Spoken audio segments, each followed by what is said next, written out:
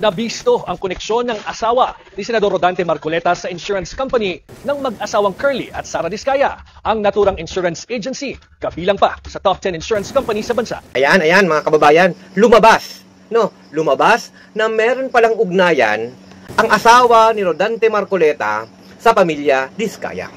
Mga kababayan, hindi na bago sa ating bayan ang pag-usbong ng mga ugnayang pampolitika na nababalot ng pabor at proteksyon. Pero kapag ang koneksyon ng pamilya Diskaya sa asawa ni Marcoleta ang dahilan ng labis na pagtatakip ni Marcoleta at nag-aabogado pa sa mga Diskaya, ay malinaw na hindi na bayan ang pinaglilingkuran, kundi pang sariling interes na.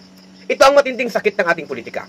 Kapag may kapangyarihan at koneksyon, tila untouchable ka, habang ang karaniwang tao ay walang kawala sa batas. Ang mga malalapit sa makapangyarihan ay ligtas sa pananagutan. Ang tanong, mambabatas ba o bantay ng pamilya? Kung inuuna ang koneksyon kaysa katotohanan, malinaw mga kababayan, hindi serbisyo publiko ang ginagawa nito ni Rodante Marcoleta, kundi serbisyong pampersonal ang gusto niyang gawin. Ang ganitong klase ng pamumulitika ay isang insulto sa taong bayan. Panahon nang ilantad ang mga koneksyon na ginagamit bilang kalasag laban sa hustisya.